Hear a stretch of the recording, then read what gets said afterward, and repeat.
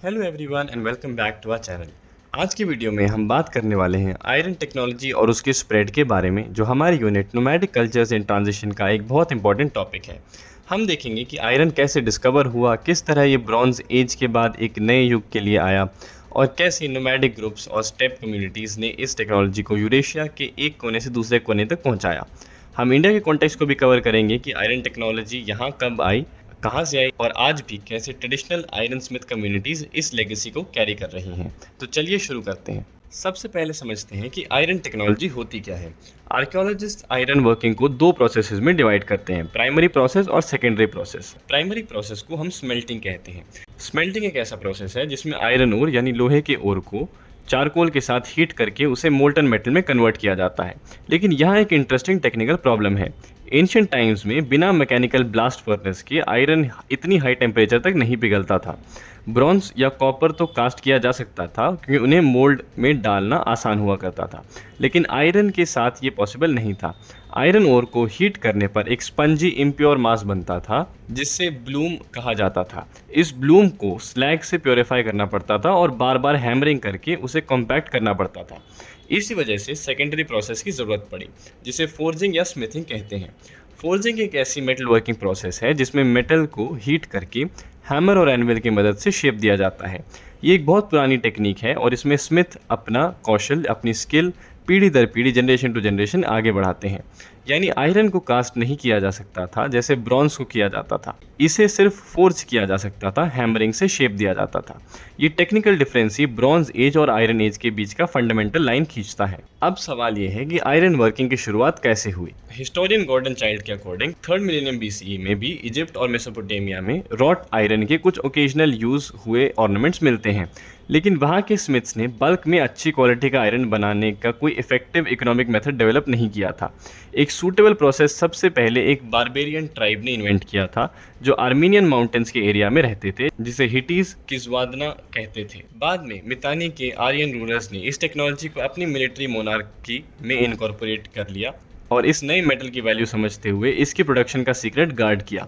उसके बाद आने वाले हिटीज़ ने भी ये सीक्रेसी पॉलिसी जारी रखी। जब इजिप्ट के फ़ाराओ ने हिटी किंग से आयरन मांगी, तब हिटी किंग ने बहाना बनाकर सिर्फ एक डैगर भेज दिया। लेकिन धीरे धीरे हिटी आर्मी में सर्व करने वाले बारबेरियन मर्सनरीज ने ये सीक्रेट सीख लिया और आगे फैला दिया। यही वो मोमेंट है जहाँ से आयरन वर्किंग नॉलेज धीरे धीरे नियर ईस्ट में स्प्रेड होने लगी। अब समझते हैं कि आयरन इतना रेवोल्यूशनरी क्यों था। कॉपर और टिन जो ब्रॉन्ज बनाने के लिए ज़रूरी थे, अर्थ में रेयर एलिमेंट्स थे, इसलिए ब्रॉन्ज महंगा होता था और उसका कंट्रोल कुछ लिमिटेड हैंड्स में यानी रूलर्स और टेम्पल्स के पास होता था। लेकिन आयरन अर्थ के क्रस्ट में सबसे कॉमन एलिमेंट में से एक है। जब आयरन वर्किंग इकोनॉमिकल हो गया तो मेटल के प्राइसेस ड्रामेटिक तरीके से गिर गए। बेबीलोन में हम्मुराबी के टाइम एक शिकिल सिल्वर से सिर्फ 40 शिकिल आयरन मिलता था, लेकिन 1000 साल बाद वही एक शिकिल सिल्वर से 225 शिकिल आयरन मिलने लगा। यानी आयरन अब बहुत सस्ता हो चुका था। इसका सोशल इम्पैक्ट बहुत बड़ा था। अब कोई भी पेजेंट, कोई भी किसान अपने लिए एक आयरन एक्स खरीद सकता था जिससे वो नए जंगल की ज़मीन क्लियर कर सके या आयरन प्लॉशेयर से स्टोनी ज़मीन को तोड़कर खेती के लिए तैयार कर सके। कॉमन आर्टिजन्स भी अपना मेटल टूल का सेट रख सकते थे और अब वो किंग्स, गॉड्स या नोबल्स के हाउस होल्ड पर डिपेंड नहीं करा करते थे। इवन वॉरफेयर में एक कॉमनर अब आयरन वेपन के साथ ब्रॉन्ज एज के एरिस्टोक्रेटिक नाइट के सामने खड़ा हो सकता था।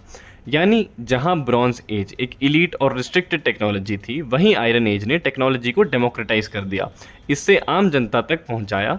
और यही वजह है कि हिस्टोरियंस आयरन एज को एक सोशल और इकोनॉमिक टर्निंग पॉइंट मानते हैं।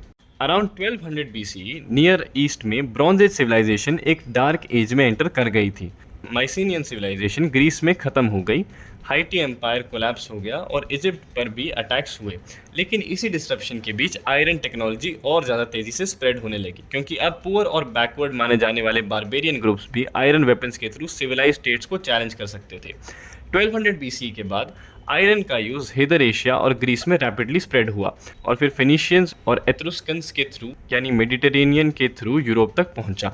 एल्प्स के नॉर्थ में हॉलस्टाट पीरियड, जो पहला यूरोपियन आयरन एज माना जाता है, अराउंड 750 BCE से शुरू हुआ। इंटरेस्टिंग बात यह है कि आयरन का स्प्रेड सिर्फ ट्रेड रूट्स के थ्रू नहीं बल्कि कल्चरल और सोशल एक्सचेंज के थ्रू भी हुआ। जैसे कि कुछ टाइप ने सिंथियन से घुड़सवारी यानी हॉर्स राइडिंग सीखी और खुद नाइट्स बन गए। अब आते हैं हमारे यूनिट के कोर थीम पर, nomadic cultures in transition. Eurasian steppes पर नोमैड्स थे जो घोड़े पालते थे, दोनों मिल्क के लिए और राइडिंग के लिए, और ये प्रैक्टिस प्योर स्टेपे बेल्ट में फैलती गई। ये नोमैड्स चाइना के छो स्टेट को परेशान करते थे, एशिया माइनर पर रेड करते थे और असीरिया को भी थ्रेटन करते थे। साउथ रशिया में ऐसे नोमैड्स, जिन्हें साइथ या साइथियंस कहा जाता है, उन्होंने लोकल ब्रॉन्ज एज पेजेंट्री को सब्जुगेट करके अपने फ्यूडल किंगडम्स एस्टैब्लिश किए। ये इंटरेस्टिंग है, ये नोमैडिक रूलर्स अपने सरप्लस ग्रीन से ब्लैकस्मिथ्स, गोल्डस्मिथ्स और आर्मर्स को सपोर्ट करते थे और ट्रांसिल्वेनिया से गोल्ड, स्टेपेस के पार से फॉरेस्ट प्रोडक्ट्स और ब्लैक सी कॉलोनी से वाइन और मैन्युफैक्चर्ड गुड्स इंपोर्ट करते थे। सबसे इंपॉर्टेंट पॉइंट ये है, गॉर्डन चाइल्ड लिखते हैं कि ये स्विफ्टली मूविंग नोमैड फार ईस्ट और वेस्ट के बीच आइडियाज़ डिफ्यूज़ करने के इंपॉर्टेंट एजेंट्स थे। यानी नोमैडिक कम्युनिटी सिर्फ रेडर्स नहीं थे, वो एक तरह के कल्चरल ब्रिज थे जो डिफरेंट सिविलाइजेशंस के बीच टेक्नोलॉजी, आइडियाज़ और प्रैक्टिसेस को कैरी करते थे। आयरन टेक्नोलॉजी और हॉर्स राइडिंग जैसी चीज़ें इसी तरह कॉन्टिनेंट के एक हिस्से से दूसरे हिस्से तक पहुंची, स्टेपे के रास्तों से होके। अब देखते हैं इंडिया का केस। इंडियन सब कॉन्टिनेंट में आयरन यूज़ की ट्रेडिशन बहुत एस्टैब्लिश्ड है, जैसा कि अलग अलग कल्चर्स से मिले larger number of metal object से पता चलता है। हिस्टोरिकली इसकी डेटिंग पर काफ़ी डिबेट रहा है। मॉर्टिमर व्हीलर ने 1959 में क्लेम किया था कि इंडिया में iron age 5th century BCE में शुरू हुई और उन्होंने इसका क्रेडिट ग्रीक पर्शियन वर्ल्ड के साथ कॉन्टैक्ट को दिया। यानी उनके हिसाब से ये एक डिफ्यूजन, एक बाहर से आई हुई टेक्नोलॉजी थी। लेकिन बाद की एक्सकवेशन और रिसर्च ने स्पेशली अतरंज घेरा जैसी साइट्स पर यह दिखाया कि आयरन वर्किंग इंडिया में इससे काफ़ी पहले एक्सिस्ट करती थी। ब्रिजिट और रेमंड एल्किन ने इंडियन आयरन एज को 3 स्टेजेस में डिवाइड किया है। पहला स्टेज 1300 से 1000 BCE के बीच का है, जब आयरन राजस्थान के आहार और नो साइट्स पर और कर्नाटका के हालोर साइट पर मिलता है। दूसरा स्टेज 1000 से 800 BCE के बीच अपर गेंजेस वैली में अपीयर होता है और तीसरा स्टेज 800 से 500 BCE के बीच मिडल गेंजेस वैली में दिखता है। यही वो पीरियड है जब नदन ब्लैक पॉलिश्ड वेयर और पेंटेड ग्रे वेयर जैसी पॉटरी ट्रेडिशंस भी मिलती हैं। DK चक्रवर्ती ने अपनी रिसर्च में इंडिकेट किया कि मध्य प्रदेश के नगदा और ईरान साइट्स पर आयरन स्मेल्टिंग अराउंड 1100 BCE में हो चुकी थी, यानी एक और भी अर्लियर रीजन। इसका मतलब ये है कि इंडिया में आयरन की एंट्री एक सिंगल इवेंट नहीं थी, बल्कि अलग अलग रीजन्स में अलग अलग टाइम पर यह टेक्नोलॉजी डेवलप या अडॉप्ट हुई। राजस्थान, कर्नाटका और गेंजेस वैली तीनों अलग ट्रेजेक्टरीज दिखाते हैं। अब इस टॉपिक का एक बहुत ही इंटरेस्टिंग और लिविंग डायमेंशन देखते हैं जो हमें directly nomadic cultures in transition से कनेक्ट करता है। आज भी इंडिया में ऐसी कम्युनिटीज़ हैं जो हिस्टोरिकली नोमैडिक रही हैं और जिनकी आइडेंटिटी ही आयरन वर्किंग से जुड़ी हुई है। सबसे पहला एग्जांपल है गाडुली लोहार। ये एक हिस्टोरिकली नोमैडिक कम्युनिटी है जो ओरिजिनली चित्तौड़गढ़ राजस्थान से बिलोंग करती है और अब दिल्ली, गुजरात, हरियाणा, मध्य प्रदेश, महाराष्ट्र और पंजाब जैसे अलग अलग स्टेट्स में सेटल हो चुकी हैं। ये कम्युनिटी छोटे पैमाने पर आयरन टूल्स, यूटेंसिल्स और अदर इम्प्लीमेंट्स बनाती और बेचती है अपने गदियाज यानी कार्ट्स पर, और यही उनकी लाइवलीहुड है। दूसरा एग्जाम्पल है राजपूत लोहार, जो भी चित्तौड़गढ़ राजस्थान से थे और अब कई स्टेट्स में सेटल हुए हैं। राजपूत लोहार बिलीव करते हैं कि उनके पूर्वज, उनके एंसेस्टर्स ब्लैकस्मिथ्स थे जो 16th सेंचुरी CE में राजस्थान के राजपूत रूलर्स के लिए वेपन्स बनाते थे, जब उनके रूलर महाराणा प्रताप को मुगल रूलर्स प्रोसिक्यूट कर रहे थे। एक रिसर्च के अकॉर्डिंग जो गुजरात के निज़ामपुर और कर्नाटका के तिंगालूर में कंडक्ट हुई, दोनों रीजन्स के आयरन स्मिथ्स की technique forging generation to generation pass होती है, लेकिन उनके फर्नेस के डिज़ाइन, वर्कशॉप स्ट्रक्चर और सेटलमेंट पैटर्न्स में क्लियर डिफरेंसेस हैं। वेस्टर्न इंडिया के आयरन स्मिथ्स अपनी फ्रीक्वेंट माइग्रेशन की वजह से काफ़ी सिंपल और लेस प्लान्ड वर्कशॉप्स यूज़ करते हैं, जबकि साउथ इंडिया के आयरन स्मिथ्स का वर्कशॉप ज़्यादा परमानेंट और वेल प्लान्ड होता है। ये कंपैरिजन हमें दिखाता है कि मोबिलिटी और नोमैडिज्म का सीधा असर टेक्नोलॉजी की सोशल ऑर्गेनाइजेशन पर पड़ता है। जितना ज़्यादा एक कम्युनिटी मूव करती है, उतना ही उनका क्राफ्ट भी अडैप्ट करता है। तो दोस्तों, अगर हम पूरी स्टोरी को समराइज़ करें, आयरन टेक्नोलॉजी की शुरुआत एंटोलिया के बारबेरियन ट्राइब से हुई, जिन्होंने स्मेल्टिंग और फोर्जिंग के प्रैक्टिस मेथड डेवलप किए।